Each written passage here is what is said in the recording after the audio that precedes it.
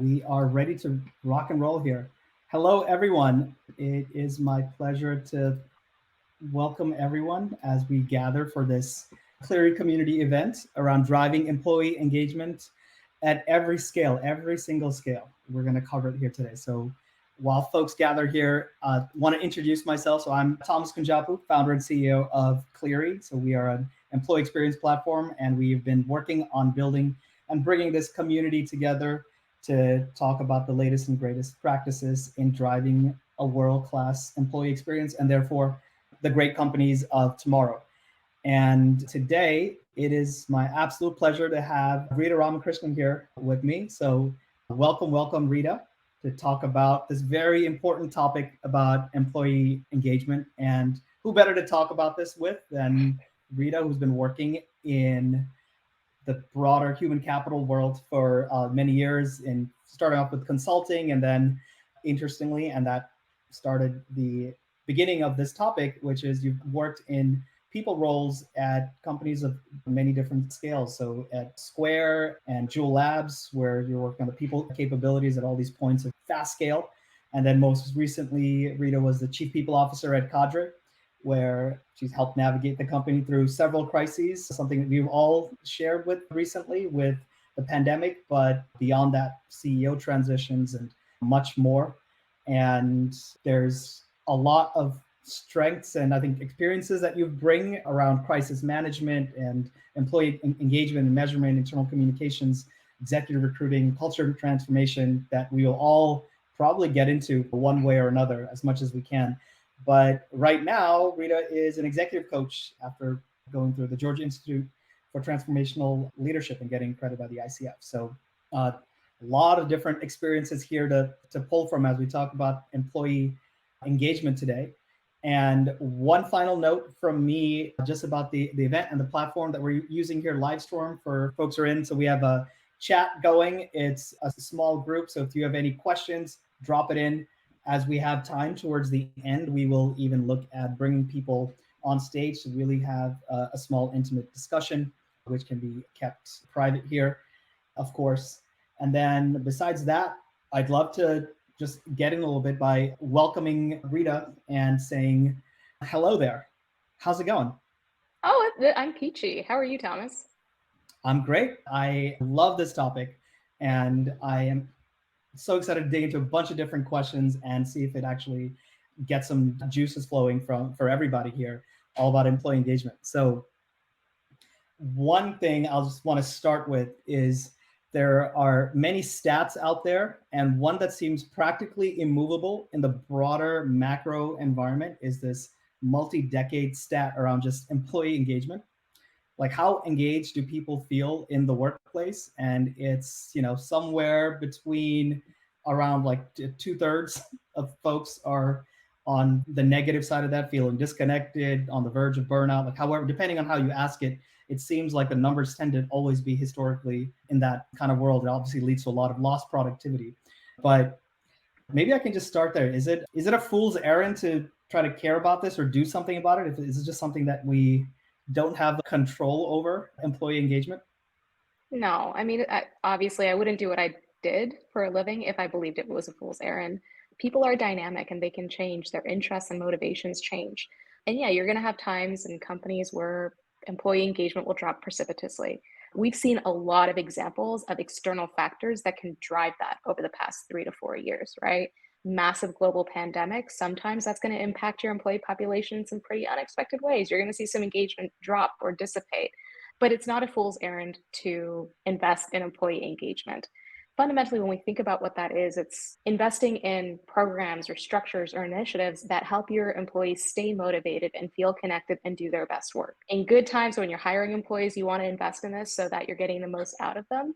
And even right now, where we're dealing with economic downturns, you want to maximize not just the productivity, but the best possible outcomes that are coming out of the employee population that you have. So it is absolutely, no matter where you are as an organization, what your maturity or your size or your industry is, this is the one thing that should remain constant, and that's your investment commitment to driving employee engagement. Yeah, it's interesting that you say that. Like, that's something you should keep constant. I mean, for more and more companies and more industries, your people costs are the number one cost and driving to being a major, a broader factor. And then the macro trend is we've been talking about a recession, but the unemployment rates here in the US stays at, we're basically been at full employment. So you are still, recruiting costs are high, and keeping like the folks that you do have with your game plan, it's really difficult given that folks have more and more options and more industries like across the board. So the cost of losing employees continues to be significant. But then that is a great definition of the way we kind of talk about the series of structured programs and practices to keep people engaged and motivated. And so I don't know, I think about like the, I don't know, office parties, Yeah. or like, is that a lot of what it really entails for people like on the ground? And like, if you're looking to hire for someone to drive employee engagement, like what do you want them to be doing? Mm. Yeah, sure. I mean, throwing a good party here or there, no one's going to say no to that, but it goes well beyond that. When I think about this, everyone can think about those days where you come into the office and you are just jazzed. You are excited to get to it. You are working on something that you believe in. You're learning on the job and you feel that expansion of self, of knowledge. You like the people that you work with. You're proud, you're engaged. That's what that feeling is. Engagement goes well beyond throwing a party, and it goes to doing things, investing in programs or communications, any type of investment that drives towards that feeling in your employees. Because you're going to have great days and crummy days at work, but what you put in on those great days far exceeds what you put in on those crummy days. And so, really, it's about maximizing that feeling for employees, making sure that they continue to believe in the work and believe in themselves as they are where, as they are part of your organization. So I guess before we talk about it in different scales, and we have, I'm sure, lots of great examples that we can dig into that can be like practical. What would you say is, you know, if you're just setting up a program, like what's fundamental about setting up an employee engagement program? What do you want to be doing at any scale? Yeah. So, I mean, it always starts at first principles, right? So, what are you trying to solve for? At its core, regardless of scale, every employee engagement program should start with the intention to drive connectivity between the employees and their work and the mission of the company. So, they need to know why their work matters. That's one thing.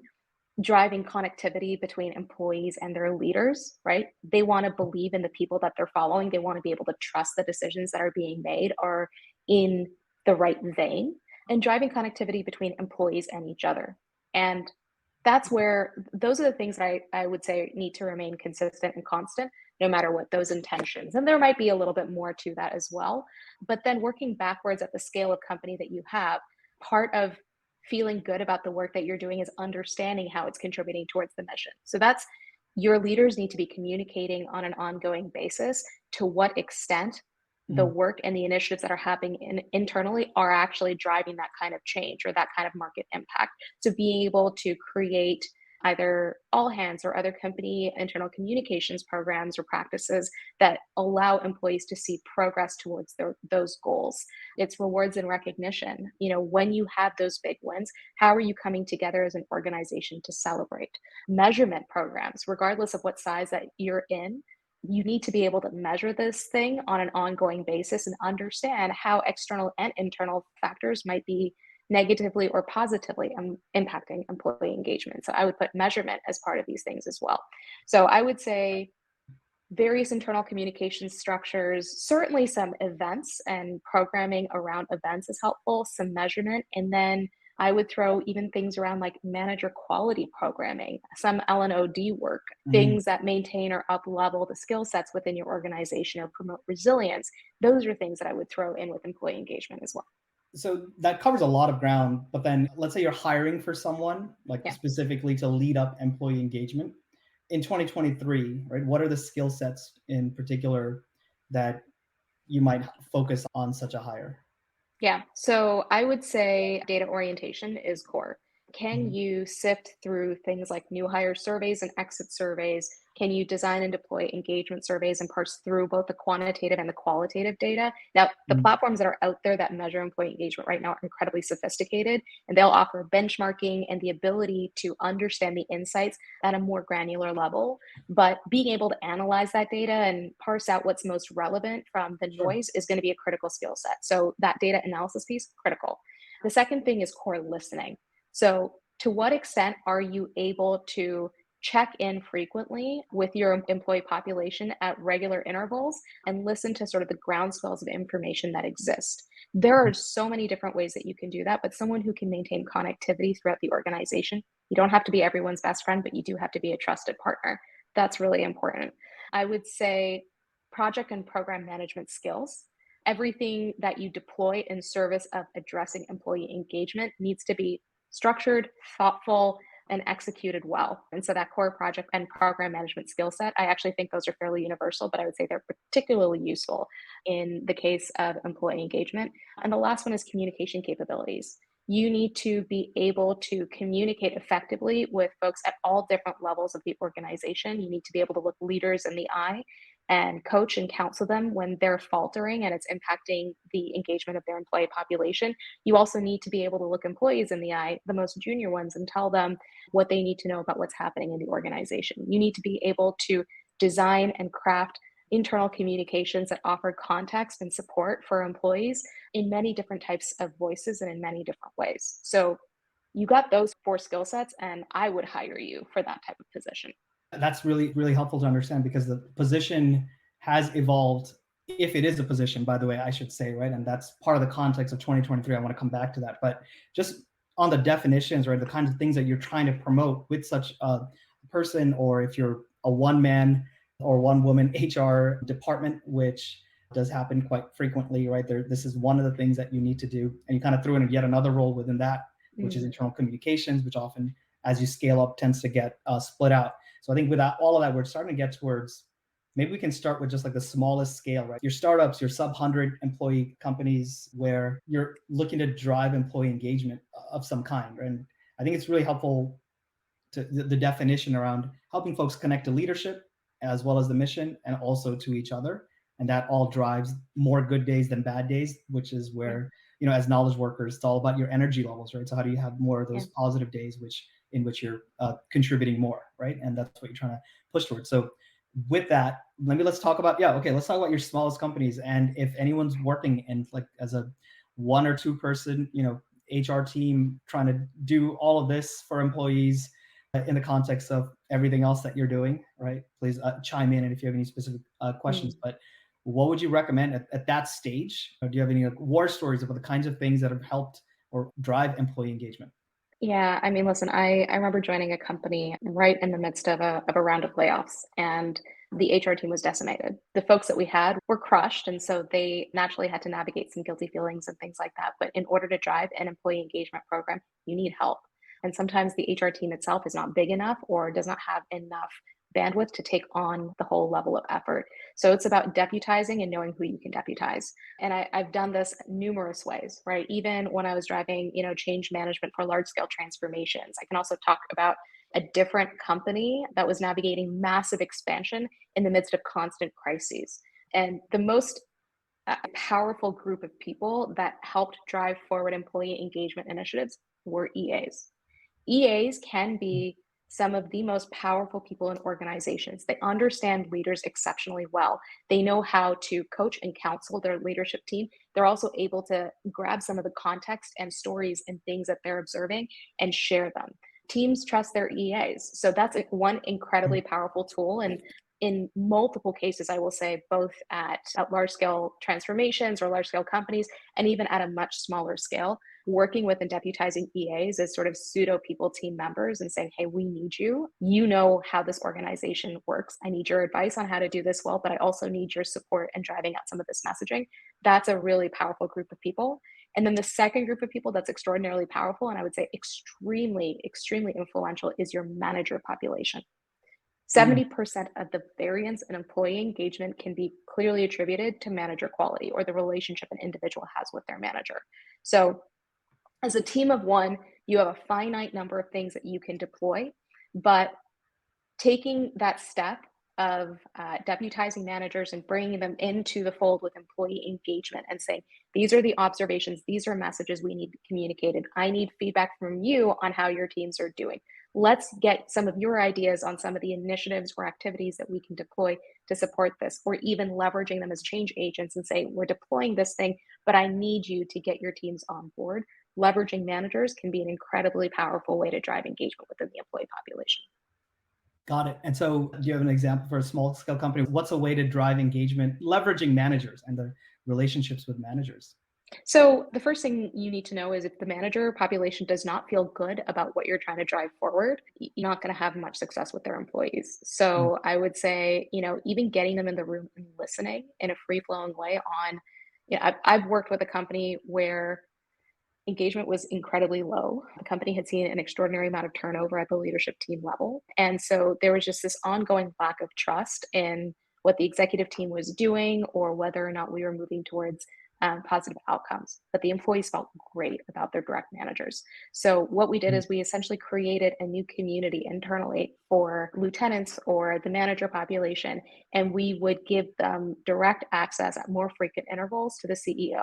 We would give them direct access at more frequent intervals to mm. things like financial information so they could understand the context of on how and why decisions were being made so that they could then take that context and pass it on to their teams. And it was essentially an AMA. Whatever question they asked, we would answer them. It's ask until you drop. And when you leave the room, you may not agree with everything, but you understand everything that's happening. And you can take that understanding and shape it and deliver it in the ways that your employees need. So that's one very specific example I can give you. You have to understand how much social capital each rung on the leadership team has, each layer within the organization. And managers have an extraordinary amount of social capital and an extraordinary amount of trust. And when you utilize that in a positive way, it can greatly influence the level of engagement you have with your employees. I love that tactical example. So if you see employee engagement is low, or in certain pockets it's low, you can work with, and especially if the company isn't very comfortable being very transparent with all of the information with the entire population yet, although I would argue they should be, you can at least start with managers and ensure that they have this extra level of buy-in with bi-weekly or monthly AMA with the CEO or leadership team specifically for managers, right? To Yeah. get move things forward. That's really, really helpful. So then if you have such a program going in at like a smallish kind of company, it sounds like manager training and just focus on manager enablement is really a useful thing. And then you did also talk about connection to the mission. So I feel like it's a basic thing, but it's not a given for a lot of companies that I've come across, Mhm. that if you want folks to connect to the work and to the mission, the vision and the values, you know, go through an exercise and define them. That might not Mhm. be actually available if at the smallest kind of scale. And then the reason to do that is so that then you have all these programs on an ongoing basis, whether it's through communications in all hands meetings or one-on-ones or one-to-manys with managers, where you're reinforcing what that is, right? Why we're all here. But I guess at the most basic level, not a lot of companies have all that even defined, even if you want to try to help move it forward. So that might be a project that is worthwhile Mhm. in taking on. So any other thoughts on the, so we talked about EAs, we talked about managers, and even at that scale, like you should probably have some kind of a survey program, right? I'd imagine you'd Yeah. be wanting to have that implemented, town halls and all hands of some frequency so that there's some connection for the entire company. And these are all would be like baseline activities that you would be wanting to do. But then let's talk a little bit about as a company scales. I want to say it's a little bit complicated now with the world of remote and hybrid work.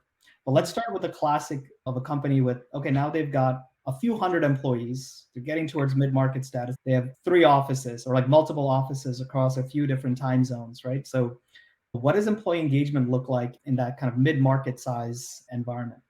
Yeah. So I've been with a couple of companies as they navigated that transition. One thing I will say is when you start to see that transition happen from like 500 employees to 700 employees or 300 employees up to towards that scale and then past 1,000, you'll start to see a shift between focus on the whole versus focus on the parts.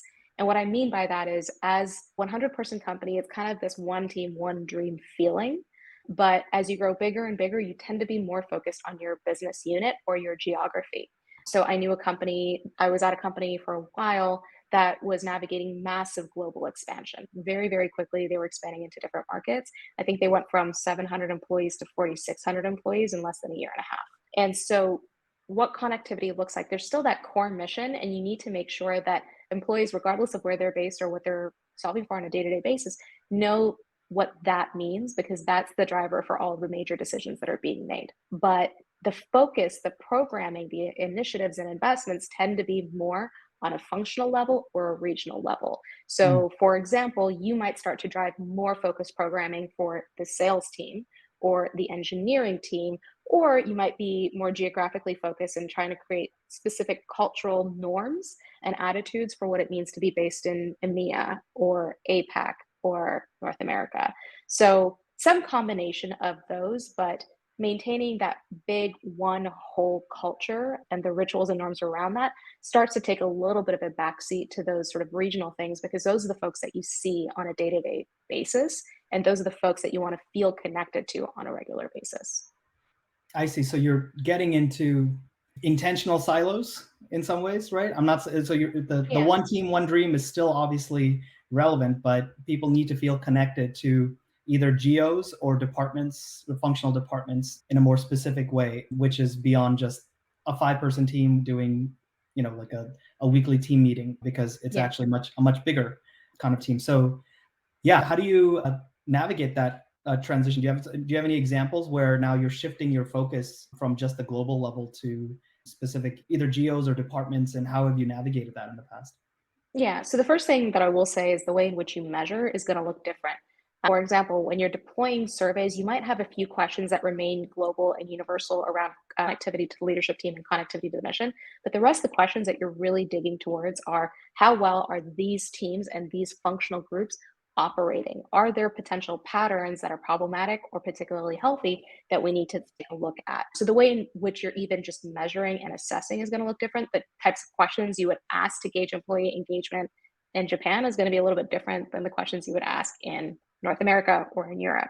So making sure that you're taking stock of those cultural nuances and you're playing to them is really important. Again, most of the reputable survey providers can actually help you with that as well. And they'll have a question bank that's a little bit more appropriate for each geography. So that's one consideration. And then the second thing is here's an example, we would do regional town halls or regional all hands meetings. They would be focused on hearing from the regional leadership while still at a less frequent interval do global all hands. And that's just because the core focus areas and the operations of each region were a little bit different.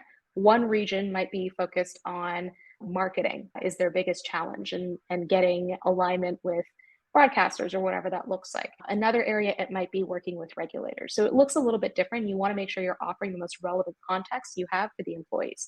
And then the other example I'll give is the way in which we would engage, particularly in a remote environment, the way we focus on an engineering team and drive and motivate an engineering team is going to be different than the ways in which we drive and motivate a sales team or a marketing team. Part of that is working with and listening to the employees within each of these groups and saying, what is meaningful to you? So, for example, engineers at an organization that I worked with not too long ago had a very low level of morale. And it's because the organization had absorbed an extraordinary amount of tech debt.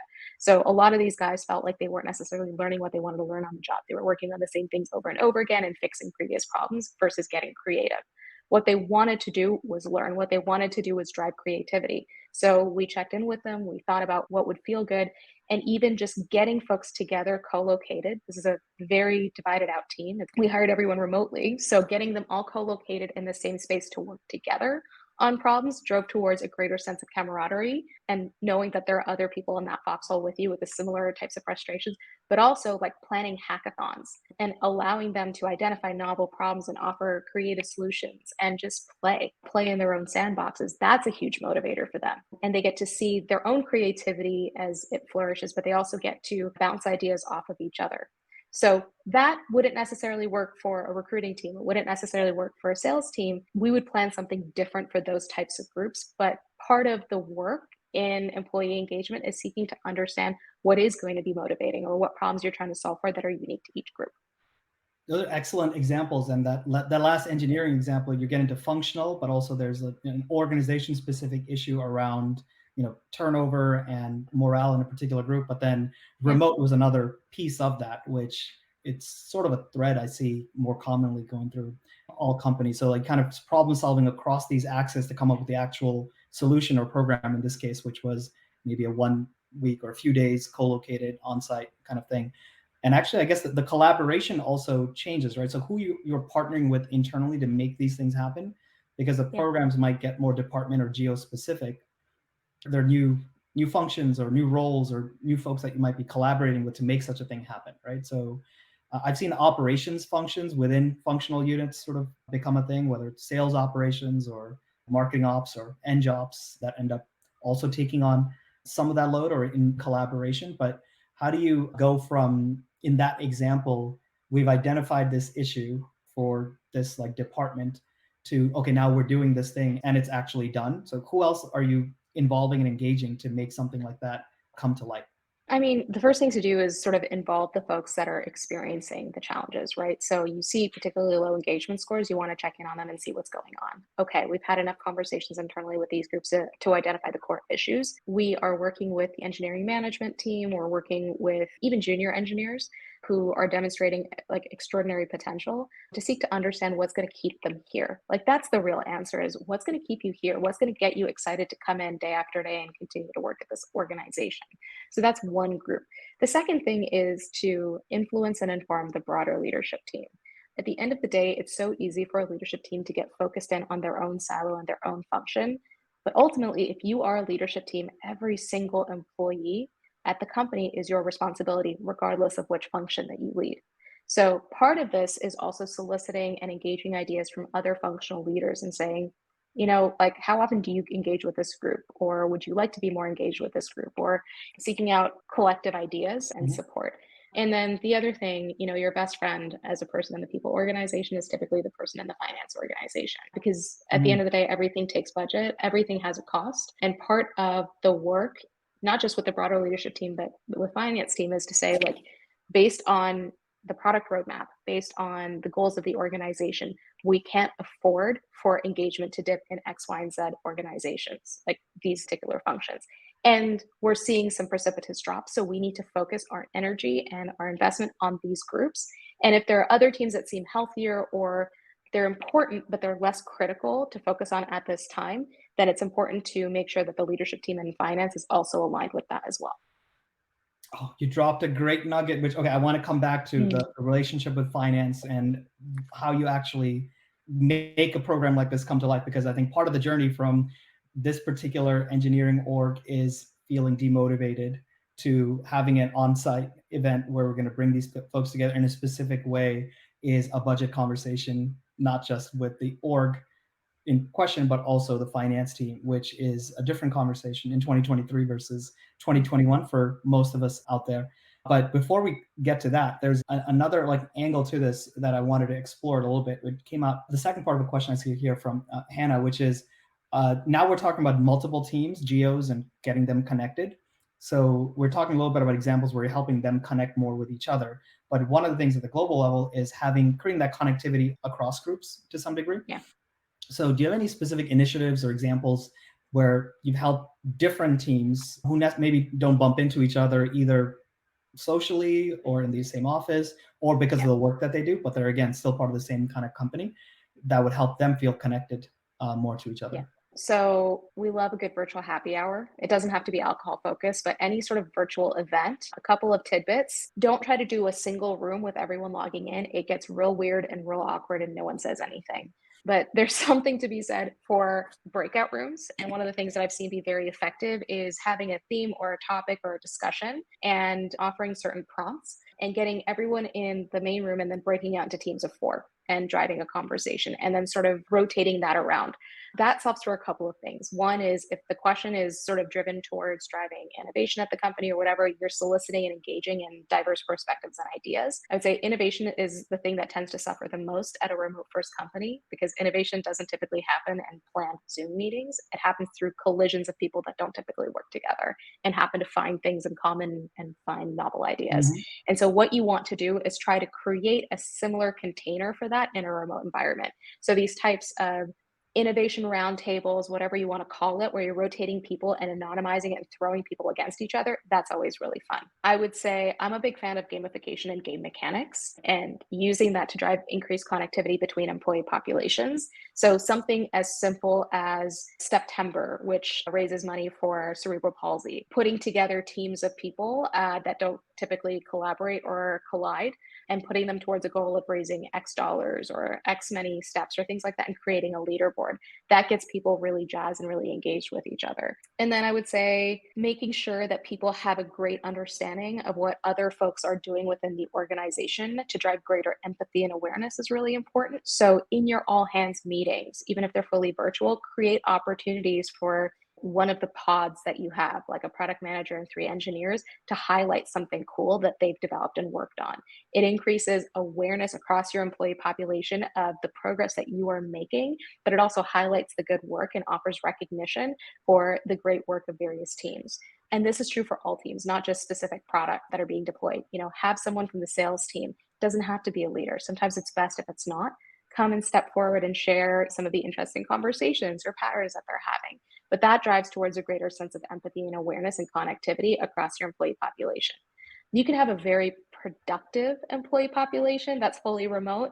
Engagement tends to require a lot more intention and creativity. But as long as you're coming back to what are we trying to solve for? Well, we're trying to create connectivity between employees and leadership. Okay, great. Do like a virtual dinner hosted by two leaders where they host 10 employees and engage in an AMA with small group discussions and things like that.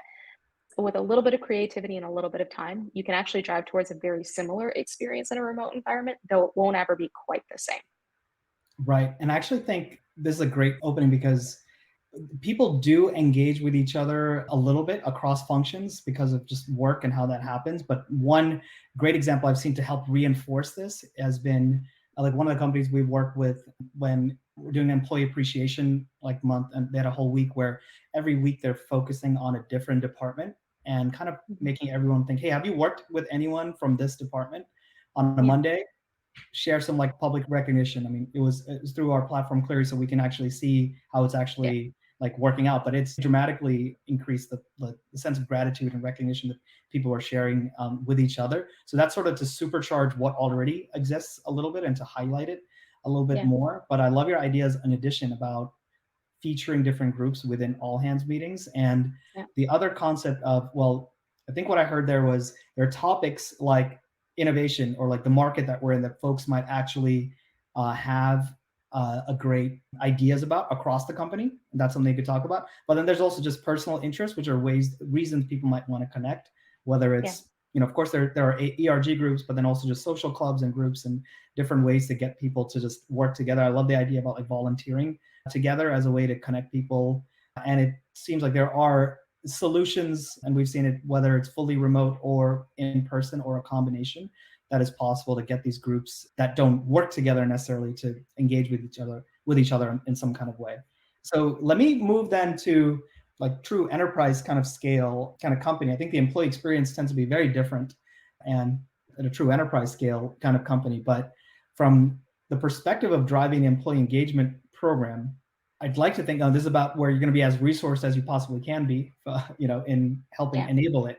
But then, what do you think like a team looks like there at that, like a solid team that's well resourced to really enable great employee engagement across a diverse, several thousand, probably global, depending on the company, could be remote or in person or all that kind of depends. But yeah, how would you think about that at that full big company scale? Yeah. So at a larger company, and particularly when you have folks divided up amongst multiple regions, you want to have regional representation.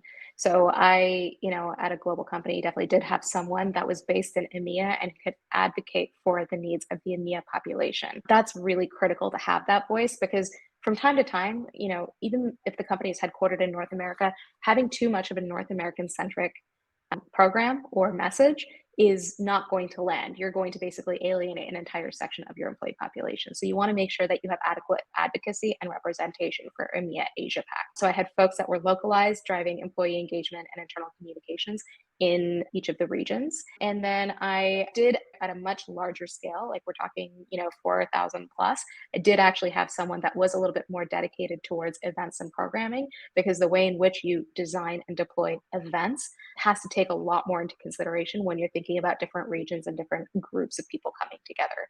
So having someone who knew how to drive flawless events was particularly crucial there. I would say I tended to keep teams. I personally am a big fan of talent density and leaner teams driving the work, and then leveraging who you can outside of your core comms and engagement team as needed. So, we would do a lot of the strategizing, a lot of the programming, but then we rely heavily on your HRBPs, on EAs, on other teams that were local to drum up engagement and to continue to move messaging out as well. And of course, that's where you're also going to be leaning on functional teams and functional leadership as well. Got it. And so then are there programs that make more sense at that particular, like that real, like large scale that don't as much, or you'd say like, don't start investing in programs like X until you get to that like real large scale? So I'd say one of the most important things is to have a very thoughtful and engaging employee communications calendar. So that a lot of those companies suffer from one of two issues, which is too much messaging or not enough messaging.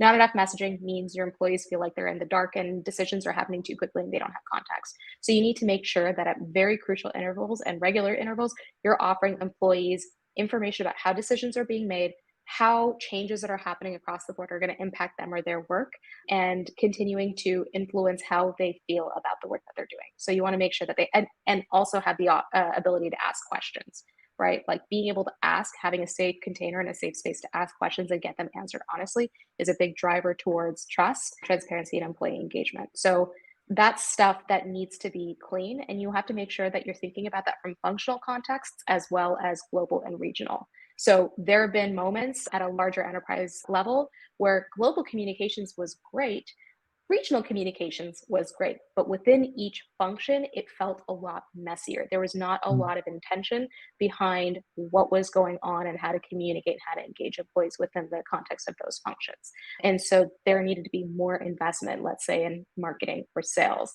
to figure out how to drive towards better programming. I would say other programs at more global scales, that's when DE&I also takes a new life of its own. You don't want people, particularly diverse folks, to feel lost or like they don't belong. And so creating programs for like working in partnership with other DE&I leaders to drive forward programming specific to each ERG or employee resource group starts to take on a new shape.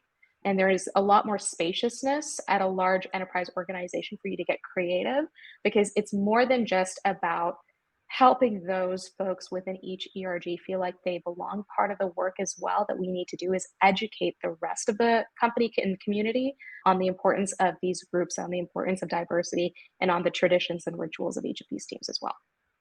Awesome. So doubling down on the internal communications pieces that you mentioned. You're always on this razor's edge between too much noise and no one knows what is going on. That's important. And Yeah. I just wanted to highlight the point that you made. It's so the internal communications actually it's just as much about strategic communications, about business direction, market Yeah. realities, updates from a department that impacts everybody, a change in strategy, or here's a new product area that everyone needs to be aware of. And that all drives employee engagement as much Yeah. as information about like how you can connect to each other, right? Because that's the point about connecting to the mission and the work. And that needs to Yeah. be focused on as much as all these other levers that you can pull around helping people connect to each other. Yeah. Yeah. I can give you a great example. I was at a very large consumer goods company that was navigating a lot of bad press everywhere. And it's not uncommon for the external communications folks to once a day, early in the morning, get together and sort of understand these are the stories that are going to be breaking about us in these different markets. This is the comment that we've offered them, etc. I or my team used to always be on those calls because our job in that moment is to say, this story is going to break out here. Our employee engagement data that tells us what the pulse of the organization says or is tells us that it's going to hit these populations particularly hard. And so we need to be really thoughtful about how we support those folks as they hear these external messages. What internal messages do they need to hear and from whom in order to Mhm. feel more comfortable about what's happening internally? Does this mean we bring a functional group together and talk to them? Does this mean we bring a region together and talk to them and share, this, you might have read this and that's okay, but here's the real scoop. Here's the real story. You're going to hear it from us. And then you're going to have as much information as you need to feel how you want to feel about it. And so just that very forward thinking and strategic lens is really important, but also being able to move with the punches, particularly at larger organizations with a lot of external forces, becomes pretty critical. Got it. So that you have a content calendar, maybe a regional content calendar, but then there's also the calendar that gets put on top of you in tomorrow that gets where you're Yeah. reacting, and because employees are seeing something in real time, that's a Yeah. part of the mix. So that communication with the collaboration with the communication and PR team is important on this side as well.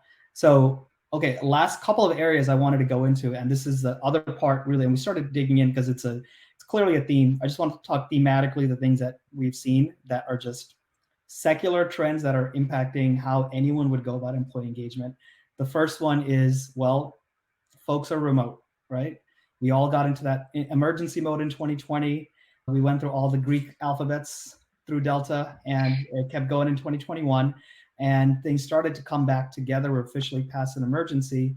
Yet a lot of companies that I've seen, so we've got this concept of hybrid, which is in my book a placeholder for we don't know, but we just know that it's not what it used to be like.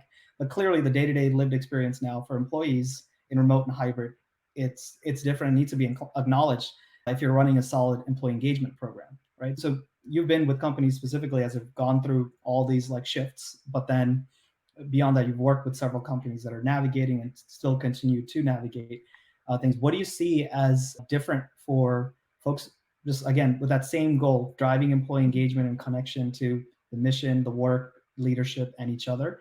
What is different, and what do you recommend for all types of practitioners who are figuring out how to do it at a remote first or hybrid company? Okay, so the first recommendation I will give is never underestimate the power of effective onboarding.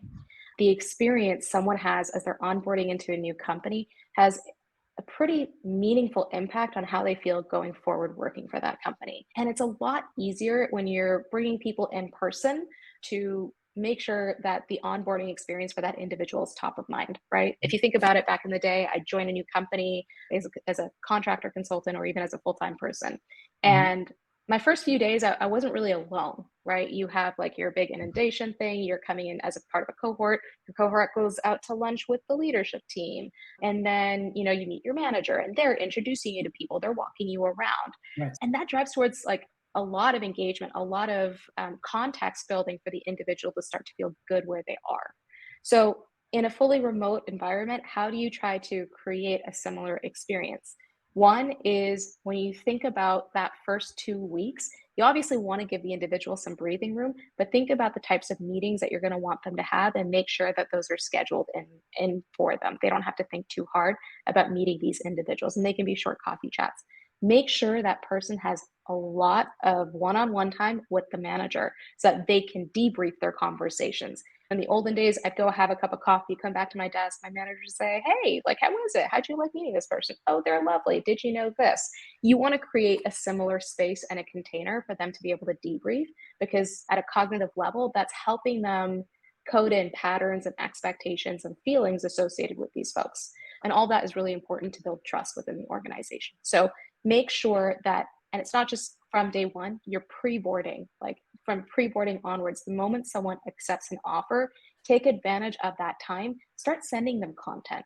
One of the things I've always loved about Cleary is actually sort of the recipes piece, where you can actually say, for this employee population, I'm going to, select these things, and the pre-boarding content is going to automatically flow to them based on where they're going to sit in the organization, and then automatically schedule a bunch of those meetings for them and make sure that those first 2 weeks are as supportive as possible. If you do that right, you're already in good shape. The other Creating a thing I great will say, first impression really like matters. yeah, It's interesting. I didn't expect you to go there, but you're right, because once you set that expectation up there, you can kind of yeah, flow and keep going. And yeah, we've leaned in heavily into the concept of onboarding, specifically for only for that reason, honestly, which is mm, because remote onboarding is so different, and we've seen so many customers struggle, and I call it move heaven and earth mm, for every single person, which is completely unscalable. That's why we've invested in this direction. So that's definitely like a first piece of it. And then what about how do you sustain that? So let's say you've created a great first couple of weeks with this wonderful scaled up, traceable, yeah. with accountability onboarding kind of program. How do you maintain great and solid employee engagement levels while that person's going through that journey of like, getting past the honeymoon period, getting fully up to in stride, like with their role, and, in their first anniversary, they're just as excited. What are Yeah. all the kind of touch points from an employee engagement standpoint you would recommend to drive great results in a remote environment? Yeah. So within the first 90 days, we've talked about the pre-boarding and the onboarding, but I want to make sure the employee has a few things. One, does this employee understand where they sit within the organization and the context of that function or role's relationship cross-functionally? I hate the word gossip or water cooler chat, but there is a lot of information you get when you're sort of sitting around people about which leaders interact with each other, or whether there's any preconceived notions or sensitivities. It's really hard to get that. So within the first 90 days, you want either the manager or a peer set to be able to share and help shape the person's understanding of the organization. So there are no gaps as a result of not physically being there. So that's the first thing: context and shaping their understanding. The second thing is tools to be successful. Different folks coming from different organizations are going to come in and they might be used to different things. Making sure that you're giving them what they need from a technical perspective to do their jobs well. And again, in a fully remote environment, you are saving a lot of money on your lease. So some of that money is always great to take and invest back in some of these technology solutions that will better enable an employee. So things to think about there. Let me think. The other piece, so we've talked about information, we've talked about knowledge sharing. The third piece is really around trust. And trust is not built in pre-planned Zoom meetings talking about a specific topic and trying to make a decision. So it's one of those things. I love tools like Donut, things that drive towards and force more casual conversations. I will also say with fully remote teams, I'm a huge advocate for once a year, twice a year, or quarterly, like try to bring your team physically together, even for a couple of days, so they can get to know each other better. I've been at organizations where people would say things that in a fully remote environment, they'd say things to each other on a Zoom meeting that I would find shocking. Like the tone that they would use or the language that they would use for me was shocking, but they would never actually say that. The moment these people started meeting each other face to face, you create a new level of humanity and empathy. You start to see the other person as a true human being, and that creates a different type of relationship. It drives towards much faster trust building. So it's one of those things that I would highly consider as a hybrid or a remote workforce. In service of driving faster decision making, higher quality decision making, you need trust. To what extent are you able to invest in bringing your team together here and there? And then connectivity to other leaders and other functions is really important as well. So making sure that as part of their experience, individuals on the engineering side have as much exposure to what's happening in the marketing space as anything else. Also, I would say making sure you have a repository of former communications, key decisions that have been made, even just like somewhere that has a timeline of the company and how the company has evolved, how the product has evolved, is going to drive towards a greater awareness of some of the history, which will help avoid sort of an old guard, new guard dynamic if you have a blended workforce. That's a good point. There was that dynamic at almost every company by like 2021 of the folks who were there pre-pandemic and then post, and then you had to like bridge the gap. At this point, we're past that. However, there's always the age-old folks who've been there since day one or forever versus like the newer guard, and helping them blend that information architecture, knowledge base, and making things available after the fact is definitely a big piece of that. So the other last little area I wanted to dive into a bit is talk about 2023, the other mega trend. So, depends on what you check in on in which week, right? How things look. But if you really like zoom out, what's happened is we've gone out from the zero interest rate environments that we used to be in. A lot of high growth companies, startups, any kind of venture backed asset class companies, private equity backed companies, and even public companies have all been getting to a leaner approach in 2023. Across the board, there have been much publicized rounds of layoffs, of course, for many of the big ones. But then given that context, and kind of going back a little bit to that example you mentioned about, working with the finance team on any of these like employee engagement programs, what do you see as different to be successful in driving a successful employee engagement program, given these newer constraints in 2023, right? So where I think every team, but especially employee engagement teams, are being explicitly asked to do more with less, because it's still going to be remote or hybrid. So some of these new secular challenges of creating engagement, it's high. It's still tough to hire people, and it's still important to have great engagement. And yet, budget won't be flowing as freely for as many programs. So how do you navigate that in 2023? First thing I will say is acknowledge that you can't do it all. And so part of this is ruthless prioritization. So again, in a world in which you have a finite pool of resources and you have to take those resources and invest them in the highest in the activities that are going to drive the highest value for the most important populations. Unfortunately, that's just where we're at, what we have to do. And don't lie to the other employees about it. Employees are smart and they're going to see if you're doubling down on one group over another.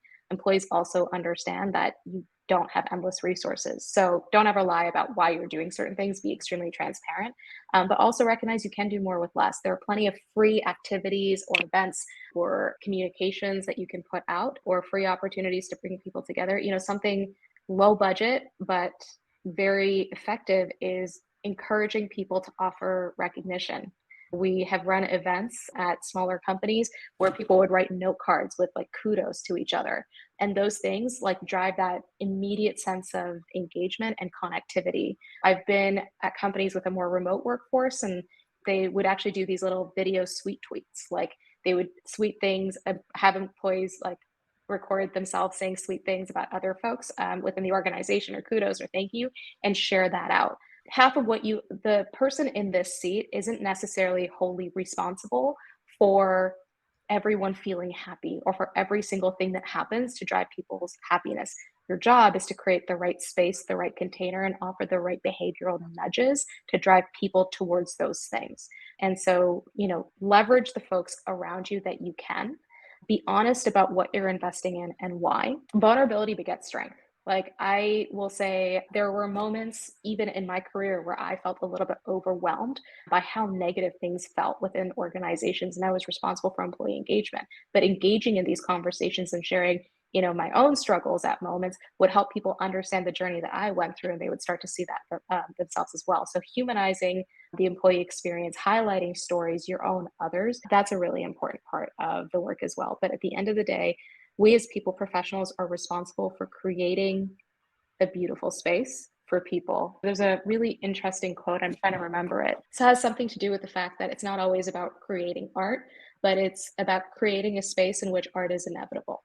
And that's fundamentally, as people professionals, that's what we're responsible for, is making sure that the container that we live in is as positive and as engaging as we can make it. That's wonderful. That's a good note, I feel like, as any, to close down this discussion. So thank you so much, Rita, for sharing some of your experiences around driving employee engagement. It's an evolving field constantly, especially with some of the latest trends that we've been talking to. And I want to thank everyone for joining the event today, and really to keep the conversation going through the Clery community. So if you're not part of that, you can sign up on our website. We're doing some of these all the time.